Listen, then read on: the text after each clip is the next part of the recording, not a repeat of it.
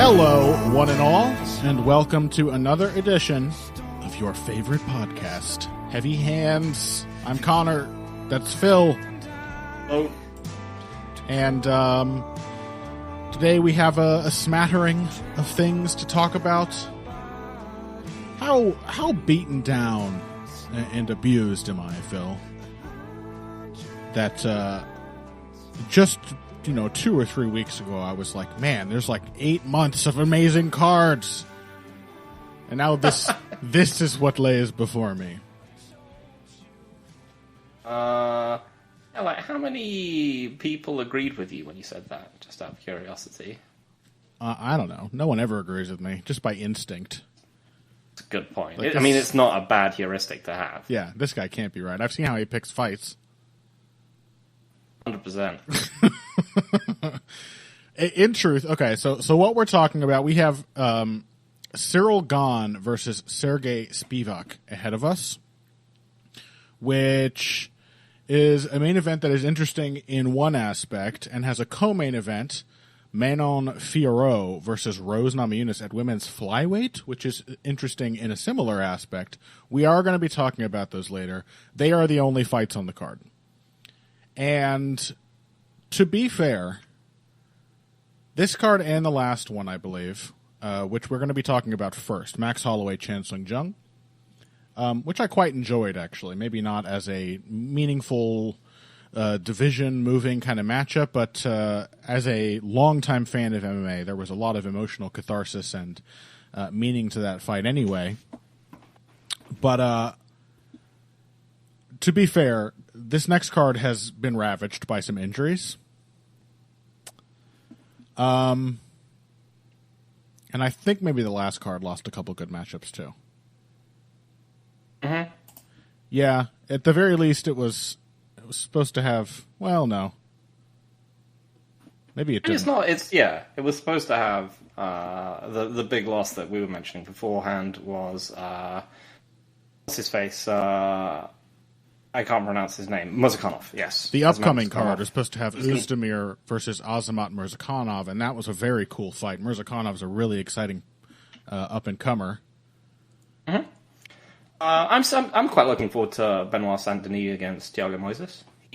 That'll be good. Saint-Denis has been like a quietly Saint-Denis is really revelatory action fighter. Yeah, he has really impressed me. I mean, that fight with Ismail Bonfim, he looked amazing and made really good decisions. So that's true.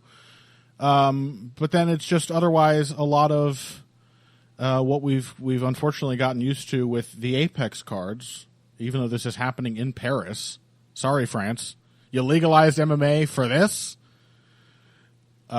Which is like a couple fighters and then opponents you're like, who the fuck is this? Yep. Some guy.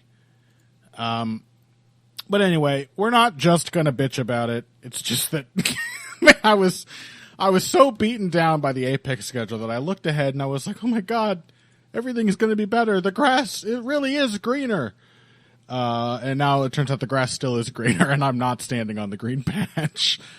But yeah, we're going to lead things off today talking about Max Holloway versus the Korean zombie Chan Sung Jung, who finally retired from his career as a professional MMA fighter. A very moving retirement, honestly. Like, I didn't know how to feel about how a Singapore crowd would feel about a Korean fighter. There was, those are both in Asia, but I don't know if that means anything. Mm-hmm. But I get the feeling that anywhere where there are UFC fans, there are a lot of Korean zombie fans. I'm one of them. How can you not like this guy? He's very charming. He's incredibly exciting. And he really made this fight meaningless as it was in your eyes, and I don't entirely disagree with your perspective. It really felt weirdly like a gift to him in that it was his last opportunity to give the gift of a Korean zombie fight. Mm-hmm. Because the man, I think, made a concerted effort to go out on his shield, to kill or be killed, and have just one more classic Korean Zombie fight. That is how it played out. He was not winning at any point, though he had moments. And then, he sets his gloves down in the cage. He's leaving. I appreciated. The UFC has actually done like an okay job making retirements feel kind of special recently.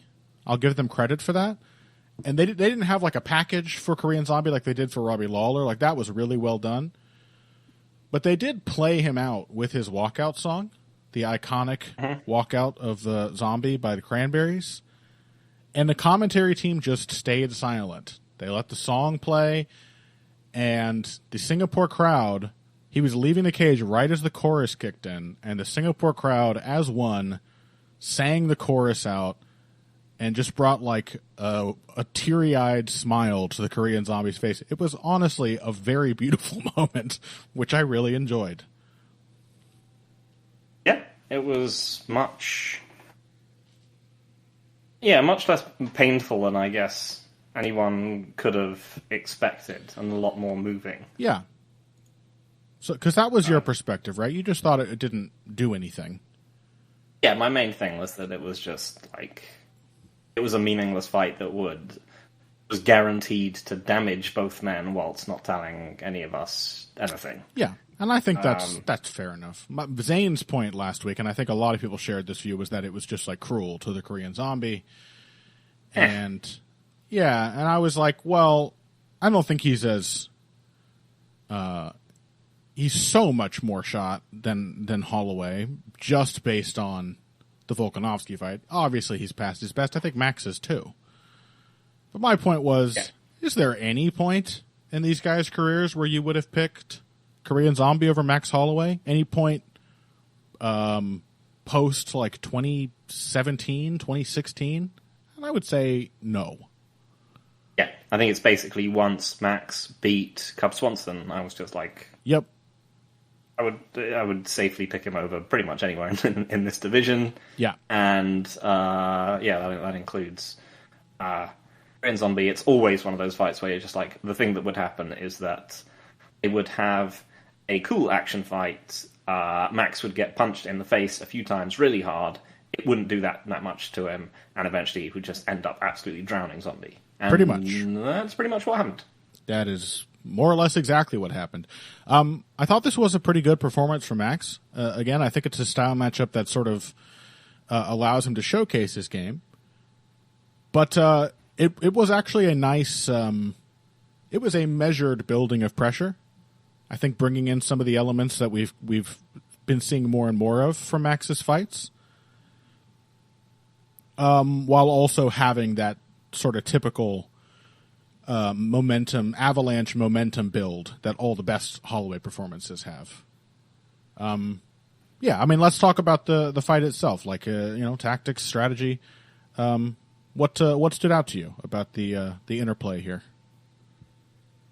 I think mostly it was the idea that it's possible to hit Holloway with single punch counters. Yeah. On the way in, but decreasingly so as the fight goes on. Yep. I think that's one of the things, is that he will just build more clever... He will find the sort of selection of entries that you are least ready for over the course of a fight, and that it is possible to chase him out of the pocket with combination punches. Yeah. That is the difference, is that you cannot counter him on the way in, but you can sort of counter him and then continue countering him once he's in an exchange. Right. There were moments when, Zombie would get into an exchange and then, chase Max out of the pocket and be able to follow up after him in sort of approximately similar ways to what, Dustin Poirier did. But, he was slower. He's just more foot slow. He's more committed to his punches, which just makes that kind of thing, harder for him to pull off. And the longer the fight went on, the more Max was building defense into his combinations, and he was just punching straight down the middle, whereas Zombie kept trying to swing around the sides, and Max was just getting there first, and as it turned out, more impactfully. Yeah. That's, I think, the other thing about Zombie is that where you can say, here's the real decline is simply that he's been getting badly hurt in almost all of his recent fights at some point, whether he's won or lost them. He's getting buzzed by pretty much everyone. Yeah, which is a point that Zane raised as well, and that is mostly true. I still thought, as a pretty recent performance, the fight with Dan Ige was quite a good look. I mean, I think that that will go down as like the last performance in which Korean Zombie really showed his class. I think, honestly, it could have been a good retirement fight.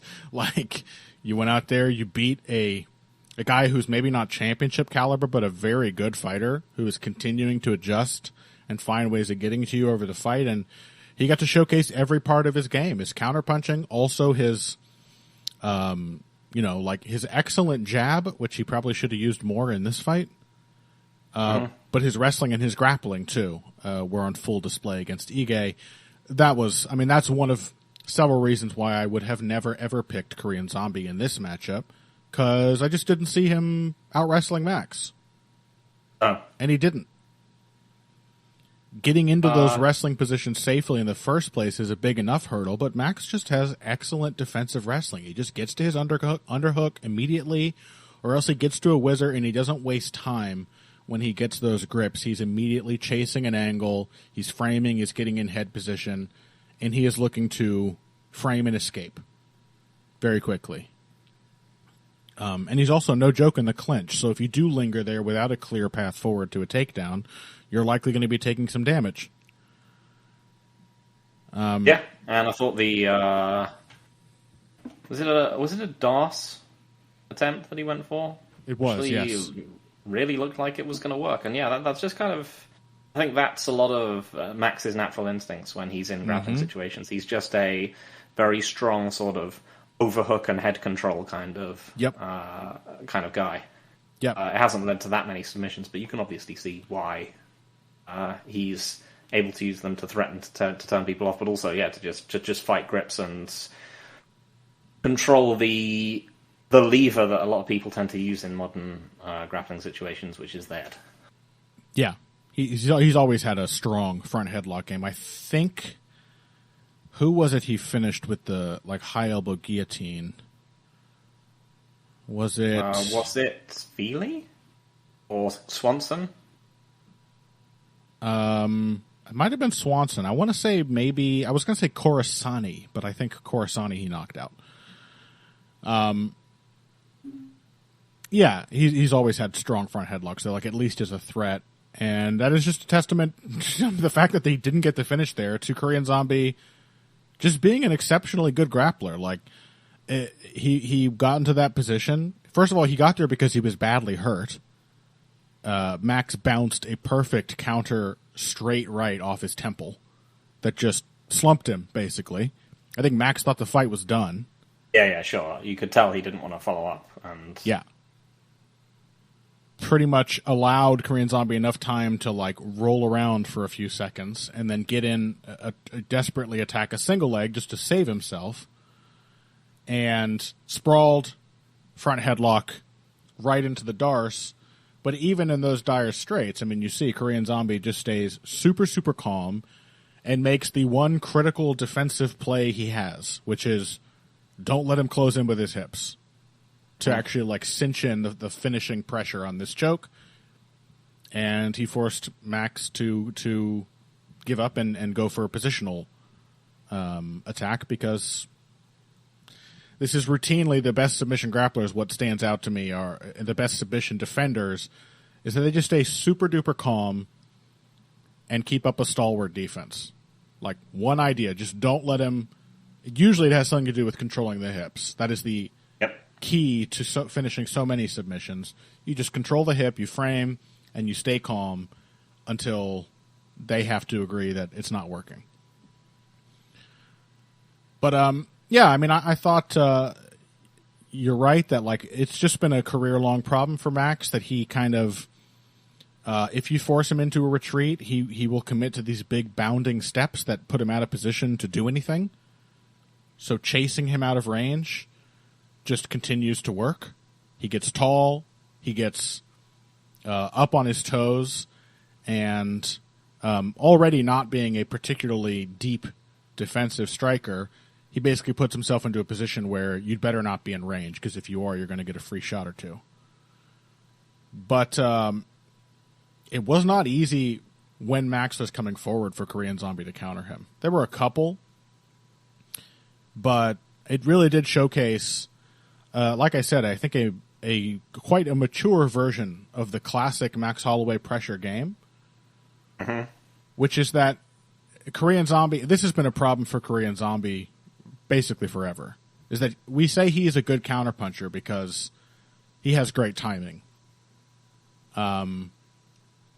He has great timing, and he has a good straight right and a good left hook.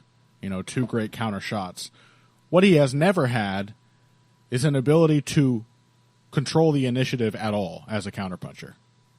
He doesn't really feint. He doesn't, threaten angles. He is very much prone to standing in front of you and waiting for you to do something and hoping that his timing will be enough. And I think this really was a showcase for how bad an idea that is against Max. Because he is just not a fighter you can wait on. No. And not just in the context of him drowning you, but because when he's attacking, like Robert Whittaker as a pressure fighter, Max does a lot of feinting. He does a lot of probing with his jab. And I was really impressed how quickly Max found, and then how diligently he pressed it. He found the left hook off the jab. That worked 8 times. Clean shots that stunned Korean Zombie. That left hook was money for Max Holloway. That is not what I think of as the Max Holloway punch.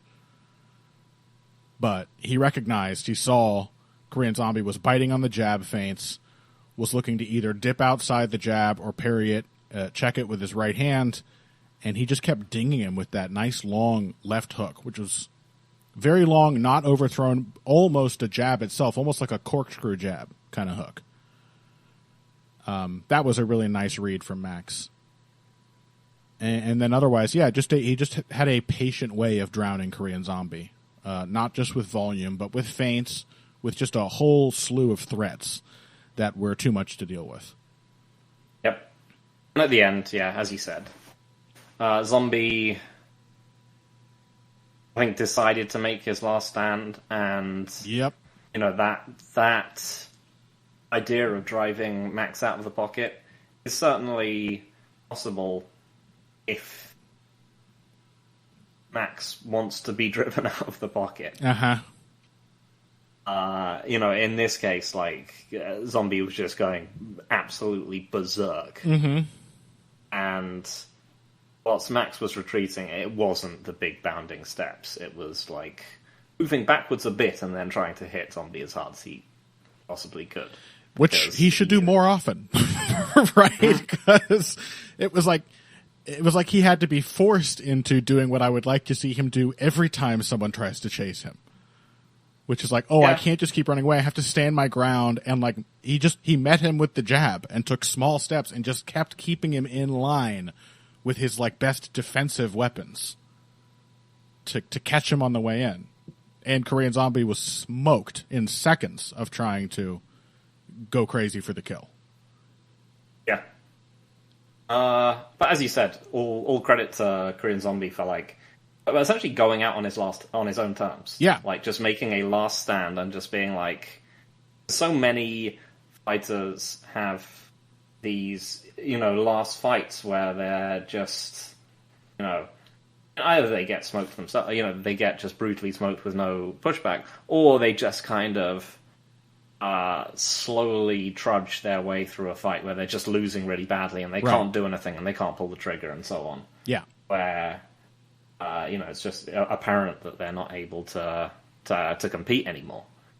And it was great to see him just being you know what, there's one way I can win this. I have to knock him the fuck out. Or get knocked. I think he knew he was going to get knocked out. This was a fucking warrior's death. Seriously, welcome to Valhalla, Chan Sung Jung. I think he knew he was losing, and he was like, fuck it. Maybe I'll win doing this, probably I will get finished. I'm going to go out there and get finished. I'm going to make him finish me, or else I'll finish him. It was the only way he had to win the fight. It was going badly for him. He'd gotten hurt multiple times. It was probably going to get worse. And he was just like, there's only, I've only got one chance of winning. It's hugely likely that I'm going to lose I'm going to get brutally finished if I do it, but I'm going to do it anyway. And it's not a thing that you see often from people. No. As they get older, to just like go out on your shield like that. He didn't go out on his shield. He dropped his goddamn shield. Yep. Dropped his shield and ripped his breastplate off. It was like, yeah, I remember hearing like Jordan Breen back in the day talking about Chan Sung Jung. He was like, he literally said like, he's the kind of guy that goes to war without a shield. He just comes with two swords in his hand, and probably ends up with both of them stuck into him. And that was 100% prophetic, and how it ended up being. Yeah, I mean, honestly, we've said this plenty of times. Like, we enjoy things by trying to understand them, and that's why we're like analytical thinkers. We're like, how does this work? Why does this work? What's the plan here? Whatever. But what we really crave out of fighting is something cathartic and inexplicable. Something that is like, I don't know, superhuman behavior. And the way most old fighters lose their final fight, or fights, usually, is like the way normal people perform when they get washed up. Mm-hmm. This was literally like a samurai slitting his stomach open on the battlefield. Like, if Korean Zombie had lived in the medieval age, he would have allowed himself to be killed for honor. And well, I think he would have done a suicidal charge into the enemy rather than committing suicide. But for sure, essentially the same kind of thing. Yeah, yeah, he would have. He would have gone out like fucking Brutus, like just charging the enemy alone. And there's no analyzing that. It's just extremely impressive and not a good idea, and all the more remarkable because of that. Like, he truly went out on his own terms and made the best statement he possibly could have in a retirement fight that he was destined to lose. So, I love the guy. Who doesn't love the Korean Zombie? And it was a beautiful moment as he left the arena. And and admittedly, at the end, the emotions of it all got to me, and also like I was glad that it was, despite the sort of the fact that it was sort of pointless and didn't really add that much to Max's resume and all that other kind of stuff, and the way it's was always predictable. It did make me glad that it was someone as classy as Max. Exactly, yeah. Ended up being on the other side of that, so you couldn't be like, at least he got killed by a great guy. Exactly, yeah. It's like the old orc in Skyrim, Phil, wandering around looking for a good death. Who's the warrior that can kill me? You would want it to be Max Holloway, Max Holloway grabbing the mic and roaring at the crowd, literally yelling at them to cheer louder for Korean Zombie. I loved it. Yeah, he was nothing but class, nothing but respect. It's the analytical side of your brain sees this as pointless, but now having seen it, the emotional animal part of your brain is like, this was the only way for Korean Zombie to go out. This was, in fact, perfect. Yeah, you might be right. All right. Well, I think that's all we have to say about that. There are some other things on this card we may get to. I don't know. There were a couple interesting things. But I think for the rest of the episode, we're really just going to devote ourselves to, well, we'll see if we can get 2 full segments out of Gane, Spivak, and Fiorot Namajunas. If not, we'll be back to check in on the undercard.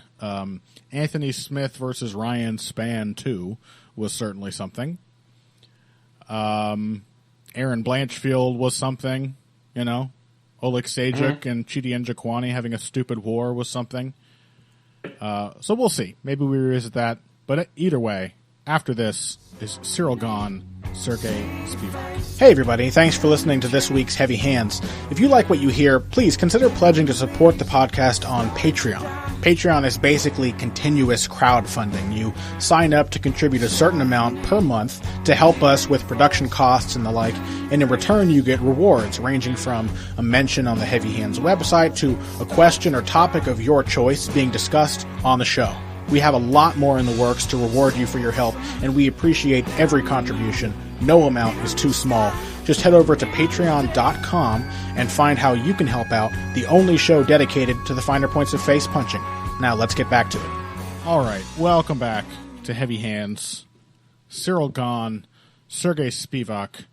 And Phil, you were saying that this is one of, you were saying to me before the show, this is one of two fights on this card with sort of a similar theme to them. Tell our listeners about what you think.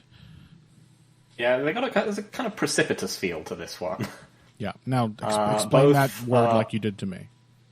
Yeah, both Rose and Gane feel like they are looking down. They are looking off a cliff of not goodness. I think both of them have been have put forward extremely embarrassing performances in their last fights. Yeah. And have sort of, have to make some kind of recovery. And in both cases, you find yourself looking at them and being like, you might not actually win this. Yeah. Either mental or physical, mental or technical fragility is the question. Right. And in perhaps in Gane's case, both. Yeah. I was going to make that point myself. Yeah, I mean these are both performances. Embarrassing is the word, where it really forces you to, like, I don't like to have to do this. I don't like. It's much more satisfying to be able to kind of, to see how bad something is before it is like exposed. Mm-hmm. But it does frequently happen where, like, just because of the context in which you see a certain fighter's skill set, you just, like, it's just too easy to overlook all of these flaws and how meaningful they might be as flaws and how little there might be there to back them up. And this is absolutely what happened with Ciryl Gane's fight with Jon Jones. Yeah, it was a major recontextualizing. We did spend so much of Gane's run saying that he was good for a heavyweight, Yeah. Well, we kept that in mind, but even then, we were like, how could he actually be this bad? Like, it made us not just reconsider him, but literally the entire heavyweight division, a division which our listeners need no reminder, we have spent the entire run of the show just relentlessly shitting on. And yet, it made me think, like, heavyweight is actually much worse than I thought it was. Yeah. Because Gane was shortly removed from a fight when he almost beat Francis Ngannou and basically lost it due to one, as it turned out prophetically, terrible grappling decision. Yeah. He still almost won it, and it just made me think, man, maybe Francis Ngannou really sucks. Yeah, and he does. He's bad. I'll say that definitively right now. Let us never again think that... I mean, I say this. We're going to have Tom Aspinall fighting for a title. We're going to be like, maybe he's good. Yep, 100%. I'm willing to do it. I'm going to be there, like... And then it's going to turn out that he's going to get put into, like, one specific grappling situation. Yeah. And then he will, like, literally shit his pants and just start, like, mindlessly flailing his arms and legs like he's never seen it before. And trying to spray Jon Jones with his feces like a hippopotamus marking its territory, like desperate, any animal instinct that will save him, and it won't. Yeah. And we'll just know. Never think that anyone can climb above the baseline. The baseline is very low indeed. Yeah, I mean, it's one of those ones. It's like Rousey, it's like Till. It's one of those fights where he just not only got slaughtered, but looked so terrible doing it that you're just like, oh my god. Yeah.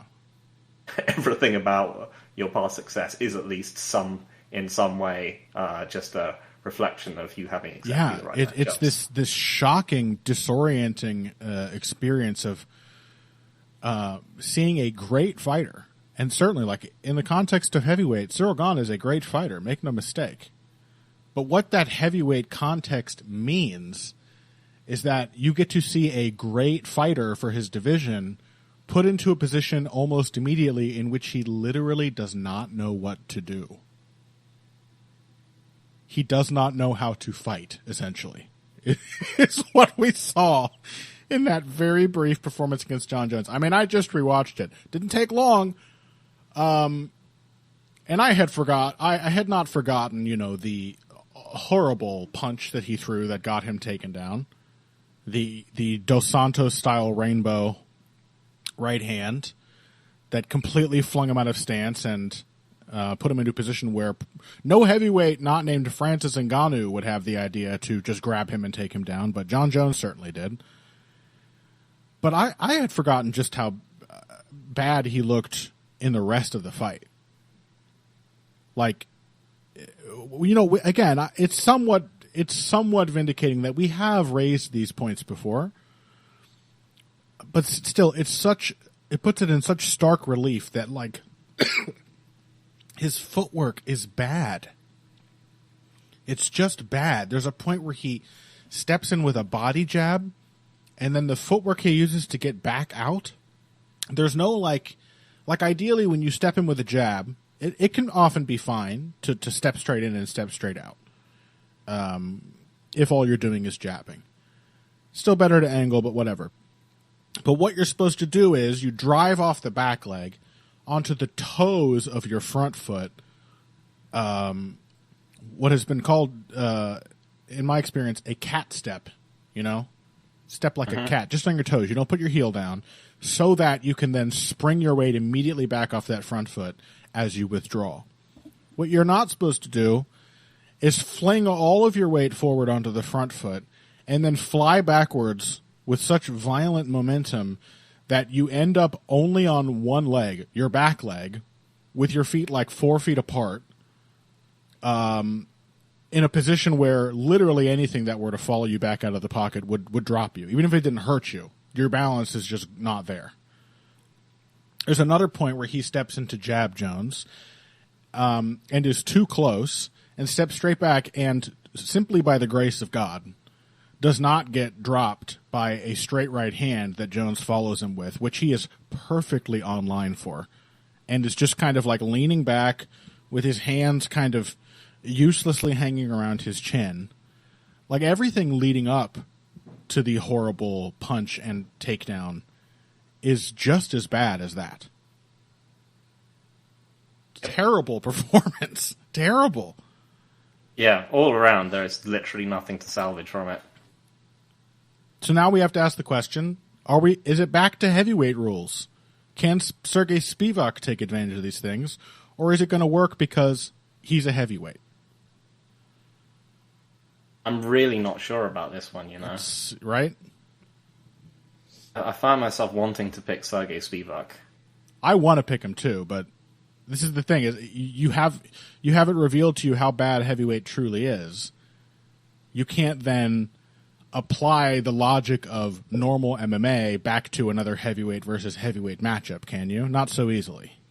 Right, yeah, because what you want to do is you want to be like, oh, this person has actually some depth of skill in the area where this other person is clearly incredibly deficient. He can actually wrestle. But then you're just like, what if skill doesn't exist? Yeah. What if it just doesn't exist in this division and it's all just physicality? Yeah. And can he Ciryl actually? Gane is simply big and athletic, and Spivak is smaller and less athletic. And can he actually wrestle if skill doesn't exist? Spivak's wrestling isn't good. He just wrestles heavyweights. Like that Jon Jones is, as we've pointed out, Jon Jones' offensive wrestling is also not good. Yeah. I would say it's still better than Spivak's.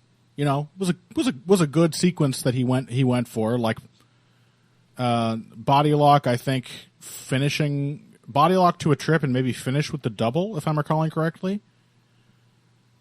That was like something a wrestler would do. What Spivak does is like double overhook hip toss takedowns and stuff like that. Like, not good wrestling. And it just works because he's fighting guys like Augusto Sakai, who, like, probably Ciryl Gane could out-wrestle Augusto Sakai. Ciryl Gane has out-wrestled heavyweights before, and look how bad his wrestling is. So Make a compelling case. I'm just going to take Gane because I think more important than realizing how bad Ciryl Gane is with that Jones fight, it's just a healthy reminder of how bad heavyweight is. You know what? For me, it's not even a reminder. For me, it was actually a revelation. It was worse than you ever thought. Yeah, and I mean, you know, obviously not ever thought. There was a time when, you know, the pre-Lesnar era was pretty shocking, but there was a time when I thought heavyweights were good. Yeah, like most of the time since then, since like JDS and Gane and so on came along, I was like, there is a baseline of like what it takes to be a good heavyweight, and yeah, this was just way below it. Yeah, but like Spivak, that affects Spivak as well as Gane, right? And you cannot forget the fact that Gane was beating all of these clowns with ease until he met his actual physical match in Francis Ngannou, and then a physical and technical overmatch in John Jones. Otherwise, he was cruising against all these heavyweights because they're worse than him by a good margin. And I have to assume that still applies to Sergey Spivak. I mean, it feels like a much more of a possibility of Spivak winning than it would have been at any point before. But given that just getting to Gane and closing him down against the fence, which is where Spivak gets most of his takedowns, is after clinching people against the fence, just getting there is going to be hard for Spivak because he's super foot slow. He's really hittable. His pressuring footwork is worse than Gane's evasive footwork. And then the fact that when he gets to those positions, he is like head and arm throwing people. Yep. And like double overhook, like reap throws and hip tosses, like I said, or like really, really ugly body lock trip takedowns that it, you know, probably some of these things could work against Gane. And God knows if he gets Gane down, he's certainly a better positional grappler. That is something Spivak is actually okay at. But the wrestling game is really an afterthought for Spivak, and it has been allowed to be an afterthought because his opponents do not know how to wrestle at all. You're right. He does have a women's bantamweight wrestling game. He really does. Like against Tuivasa, he did a successful head and arm throw into a scarf hold, and then I was just like, oh, I've seen that before in other divisions. He did double leg him as well at some point, but you know, it's Tai Tuivasa. Is both bad at wrestling and slow. Gane is at least bad at wrestling and somewhat fast. Yeah, I guess I'll go with you. If he doesn't have a shot takedown, he doesn't have a level change, he's going to be compelled to try and get the clinch, and then he's going to be trying to hip toss someone who's quite a lot bigger than him. Seem like it's going to work. It'll be bloody funny if it does, though. Oh yeah, and like I said, it's a distinct possibility in a way that it was not at any point before Gane Jones. Yep. The other thing is like, dogged, fairly tough wrestler. This is 100% someone that I would pick to say beat for example, Walt Harris. And Sergey Spivak did not do that. Yep. So yeah, it was, as you said, unable to close the distance and got knocked the fuck out. Yeah, I think I'm rooting for Spivak. I mean, Gane seems like a nice guy, but he does. But yeah, that fight against John Jones was so atrocious. Now I just sort of want him to lose. Yeah, shocking is the word. Mm-hmm. But yeah, okay, we're not just reevaluating Ciryl Gane, we're reevaluating heavyweight, and not in any way that looks good for the division. And that means, I think, by default, we're still picking Ciryl Gane. All right, let's take a break. We may have time for something else, we may not, but as you said to me, Phil, this is a through line between this fight, that precipitous feeling, and the next one. That is a women's flyweight bout between Manon Fiorot and Rose Namajunas. We are going to get to that after this. Financial support is fantastic, but there are other, even easier ways to support Heavy Hands. Perhaps the best is by spreading the word. We know our fan base. You're all cool, popular people with serious social media presences. You're tastemakers and trendsetters. Okay, there are one or two of you that don't fit that description. You know who you are, but no matter what, you can always help us out by telling folks about the show. You can also give us a positive rating and review on iTunes and Stitcher, things like that. We rely on word of mouth and positive feedback to grow and improve, so thank you very much for your time and your help. Now, back to the show. Welcome back to Heavy Hands, the co-main event of this Gane versus Spivak card. Rose Namajunas makes her return to the octagon. How long has it been since she had her own Gane Jones moment against Carla Esparza? That was in, 2022, May. It hasn't been that long. Feels like longer. It certainly feels like she has utterly vanished from the spotlight in the interim. But I guess she was packing on the muscle in that time, because she is now moving up to 125, which is not a move I really ever thought Rose Namajunas would make. And she is taking on new Holly Holm, Manon Fiorot. And yeah, Phil, I mean, your idea about the Gane fight being a sort of on the verge matchup for Gane is, I think, if anything, more pronounced here. Yeah, because Rose has actually achieved things. Right. She has, as well as having, sort of embarrassing fall apart moments, she has had very impressive performances. She has had her share of undeniable sort of back and forth wars with Joanna Jędrzejczyk and so on and so forth. Yeah, she knocked out Wei Li Zhang. I mean, she's had many great moments. Yeah, so it feels like she has more to lose, and it feels like she's always felt like a fighter where that's a possibility. Yes. That, you always felt like a very fragile fighter in more ways than one. But that last fight, I mean, what else can you say? It's literally one of the very worst fights of all time. Yeah, you called Ciryl Gane one of the worst title performances ever. I mean, in a completely different way, but no less terrible. That title also applies to Namajunas' showing in that rematch with Esparza. We've talked about it at length. I mean, here we watched it 3 times in a row on the MMA Depressed Us. One of the worst experiences of my life. We talked about it at the Handies. Nothing more really needs to be said to express how incomparably terrible a performance that really was. Yeah, but I mean, in many ways worse than the Gane performance, because the Gane fight was kind of an exposing. Yeah, it was like, this person has huge technical flaws. At least Gane fucked up by going for it. Yeah, and it was just like, oh yeah, he's actually really bad at wrestling, and his footwork isn't very good.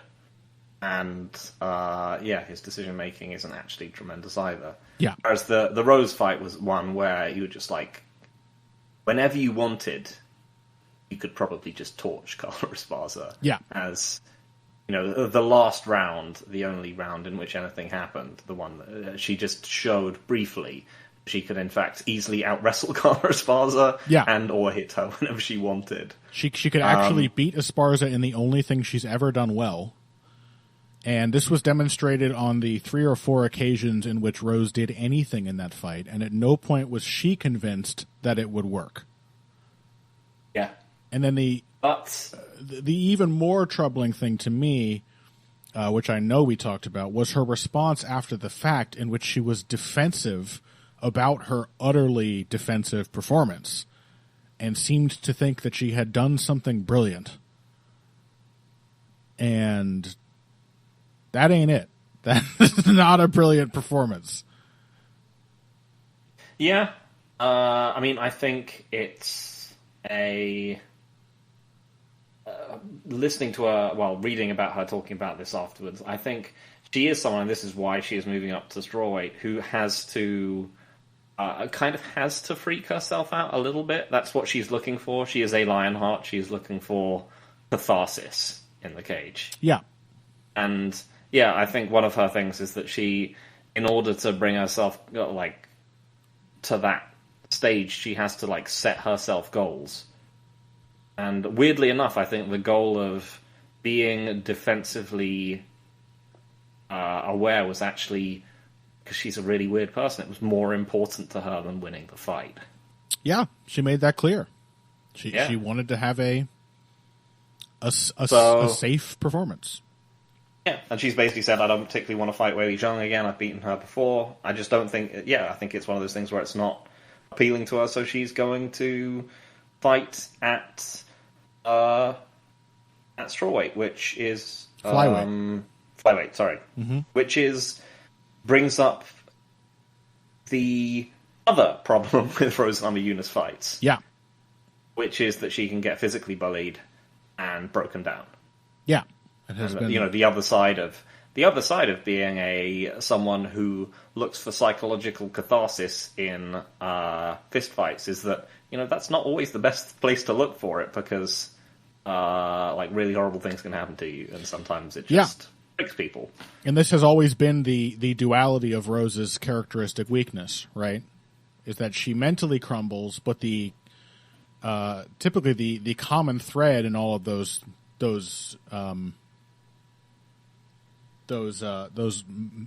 moments of mental weakness is that she is being made to feel physically weak.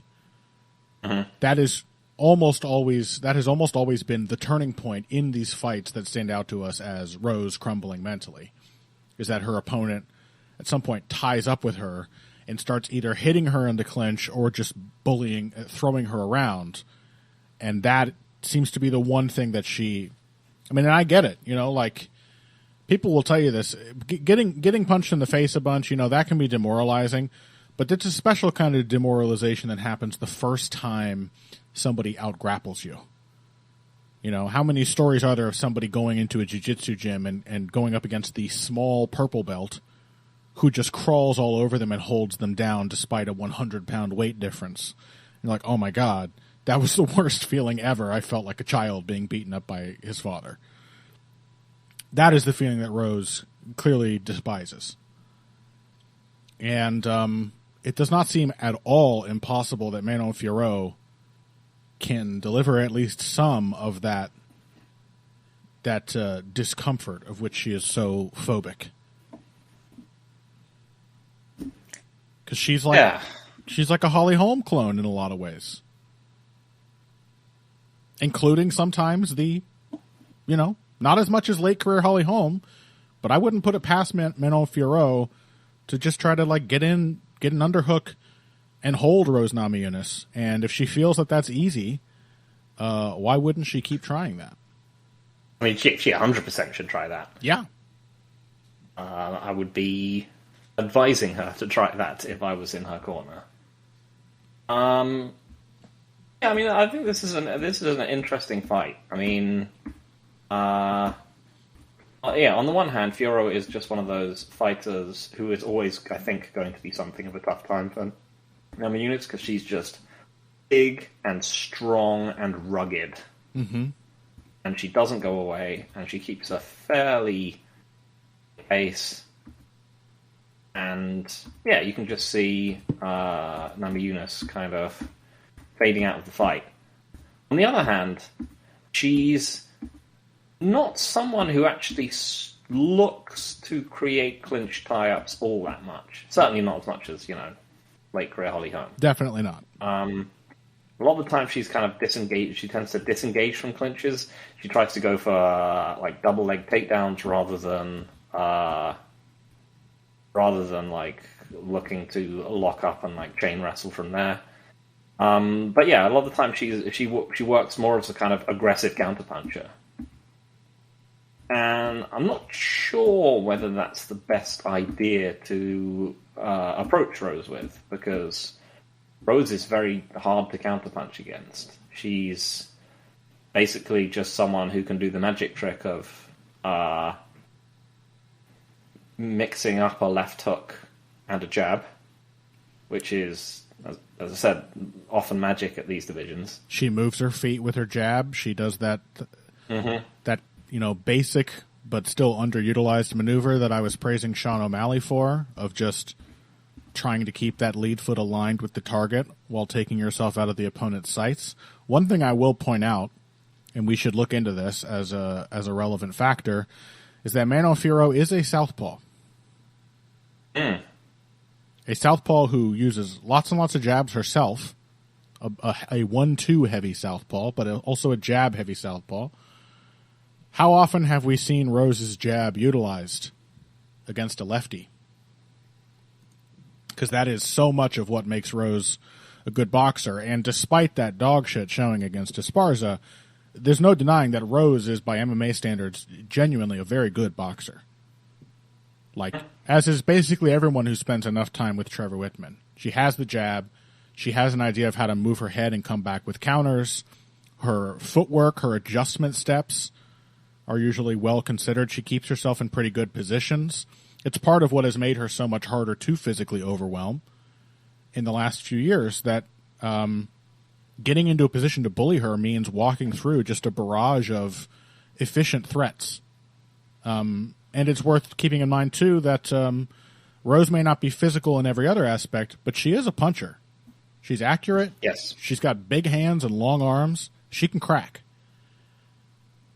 And so, if I trust her jab to work, as much as I can see that maybe Fiorot tries to out-wrestle her, maybe Fiorot, the size thing leads to some kind of advantage, the volume leads to some kind of overwhelming advantage, it's also possible that Rose comes in here looking like the much faster woman and just blasts Fiorot with straight shots down the middle. Having, I have to assume, a pretty respectable reach even for flyweight. Rose is very lanky. Let's see. 65-inch wingspan. That's a lot. Compared to 65 for Fiorot. She is 2 inches shorter, but her arms are just as long. Yeah, she's very lanky. She's all legs and arms. Yeah, I mean that you brought up a point which I was gonna make, is that yes, Rose was also blazingly quick. Yep. Even a weight class down, she's going to be lightning fast if she is, still there. That flyweight. Yeah. So yeah, I think there's just going to be a lot of Fiorot's, as I said, is aggressive counterpunching, but it's aggressive counterpunching without what you would typically look for in that, which is defense. Is that mostly Fiorot is just waiting for people get into exchanges with them to get into exchanges with her and then out punching them. Yeah, she keeps herself. Go on. Yeah, I was just saying, I think that might be tricky against Namajunas, who is, as you said, mobile, fast, and hits very hard. Yeah. I mean, I think Fiorot has a pretty good fundamental position. She doesn't lead with her head. She tends to keep her guard not super high, but nice and close. And I think she is. I thought it was a pretty good look for her in her fight with Chikagian. That she did a good job of staying right on the edge of range, stepping into punch, coming right back to her stance, and she moves her head a little bit. She has active defense, which starts from a pretty good position. I don't know that this means she's a standout defensive fighter, but at least she's not in there just like sacrificing herself because she doesn't know what mistakes she might be making. But there is every possibility that she just gets surprised by somebody who has reach parity with her and presumably faster hands, and probably in part because of that, harder hitting punches than basically anybody she has fought so far at flyweight. Yeah, that southpaw dynamic is a genuinely interesting one, though. I cannot remember Rose fighting a southpaw. She hasn't really. Michelle Watterson switches some. Yeah. Zhang Wei Li switches some. Rose herself will switch some, but it's usually in a sort of a Cub Swanson way, where she's like looking for one or two moves. Clearly her functional positional boxing game is orthodox. That's when she does her best feinting and probing. That's when she does her best pivoting and chasing of small angles. Her best resets come out of orthodox. Southpaw is more of a trick. So I don't know. I mean, it's not impossible that tricks will work. This is the difficulty. The other difficulty of calling this matchup is just not really knowing where Rose is at mentally. Because I don't care how defensive she got about that performance, she can't have felt good about the fight against Carla, and everybody was hating on her for it because it was terrible to watch. And I'm sure that's part of why she was so defensive, because she achieved the goal, but nobody respected that because the fight was dog shit and she looked bad. And then she's just kind of vanished, and now making I don't think a decision that I can't recall her talking about before to move up to flyweight seems strange and unprecedented. I just have no idea where she's at, what to expect out of her. Yeah, and it could just be a deeply uncomfortable fight where she finds herself in a completely unfamiliar open stance matchup against someone who's basically bigger than anyone she's ever fought. Yeah. Having to cover much more distance than she would like to when she's doing those little blitzes, and having to do it with, often feeling compelled to do it with her right hand, which has never really been her best punch. Yeah. Not without the jab. It is. I mean, it's, as you said, like, there's a lot of things that make you think, ooh, is this really a good idea? I never saw that performance against Esparza coming, is the thing. Like, even for Rose, that was an uncharacteristically weak performance. Yeah. That wasn't for anyone. For literally anyone, that was... Yeah. She bullied herself in that fight. I mean, it was entirely up to her that she like collapsed mentally, and that it was like so unprecedented even for Rose that it's just really difficult to evaluate and have any way of predicting what kind of game plan she's going to be able to implement here. If I were to expect any previous version of Rose Namajunas, even the one who fought like Zhang Wei Li in the rematch, not a particularly impressive showing from her, I would probably pick Rose here, despite the weight class change, just because at her best, she's a really great fighter. And I think, like a light heavyweight moving up to heavyweight, there's a lot of stuff that she a lot of qualities she possesses, her speed, her power, her technical precision, that would be quite shocking to somebody who is used to being the technical one in an inferior division. I mean, yeah, look at the champion. Right. Someone whose main weapons down at strawweight were that they were a good boxer with shocking hand speed. Right. and but not really a title contender. Right. And certainly, I mean, shit. Now that you say that, I want to see Rose Namajunas versus Alexa Grasso. I want to see Rose at her best fighting Grasso at her best. That sounds awesome, but I just don't know if Rose at her best exists anymore. Yeah, I mean, I'm willing to still pick Rose for all the many X factors which are there. I mean, yeah, as you said, she's a very good fighter at her peak. I think she is one of those fighters a bit like McGregor, where she needs, I think she's motivated by challenges more so than she is by the idea of winning everything. As you said, she didn't seem to care particularly that she lost that dreadful fucking fight.